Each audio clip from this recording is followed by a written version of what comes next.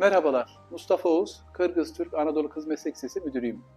Okulumuz 1992 yılında Kırgızistan'ın bağımsız olmasıyla birlikte yapılan işbirliği anlaşmaları doğrultusunda açılan protokol bir okuldur.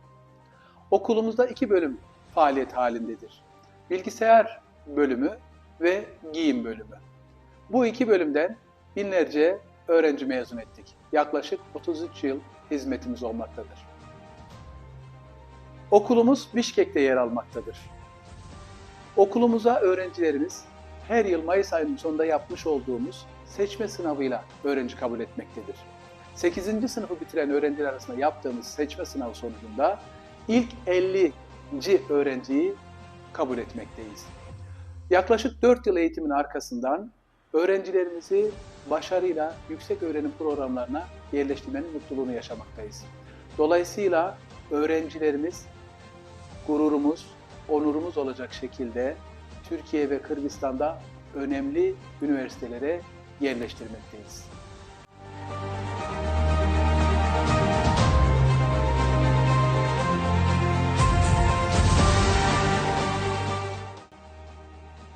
Okulumuzda hazırlık sınıfından sonra derslerimizin önemli bir kısmı Türk dilinde yürütülmekte. Bu sebeple öğrencilerimizin hazırlık sınıfında Türkçeyi ciddi bir şekilde sağlam temeller üzerinde öğrenmeleri gerekiyor. Biz de elimizden geldiğince öğrencilerimize okuma, anlama, yazma ve konuşma alanlarında Türkçeyi doğru ve etkili kullanmayı, konuşmayı öğretiyoruz.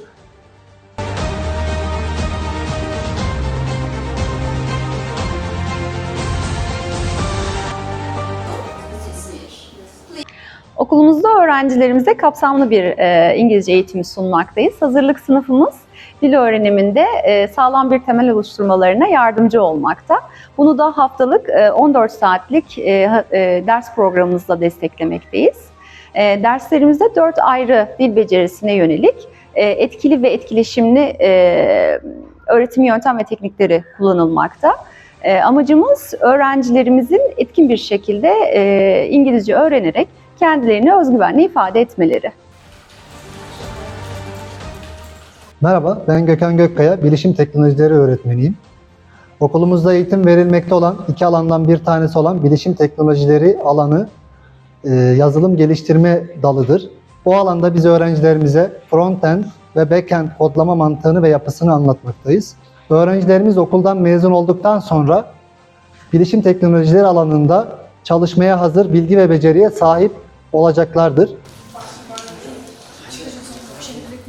Kırgız Türk Anadolu Kız Meslek Lisesi Moda Tasarım Teknolojileri alanı öğretmeni Gülsün Deniz. Moda Tasarım Teknolojileri alanı terzilik dalı branşında eğitimler vermekteyiz. Mezun olan öğrencilerimiz terzilikle ilgili pek çok ürünü dikip hazır hale getirebilmektedirler. Öğrencilerimizin hazırlamış olduğu 2024-25 eğitim öğretim yılı için defile kıyafetlerinden örnekler bulunmaktadır.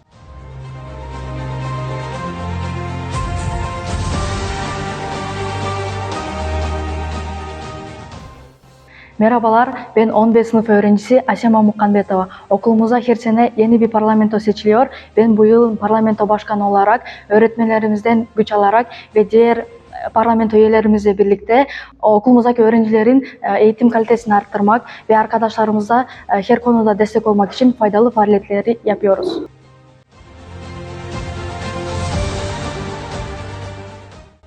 Kırgız Türk Kesiplik Kızlar Liseyi kızlar üçün önügünün жана келечектин ачкычы.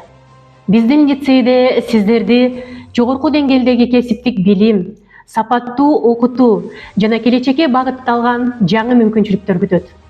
Биздин артыкчылыктар ыкчам, заманбап жана кесиптик даярдыктар менен ар бир окуучунун потенциалын ачып берүү. Кыргыз-түрк дүйнөлүк билим берүү системаларынын жогорку стандарттарына ылайык бир нече тилде билим алуу мүмкүнчүлүгү.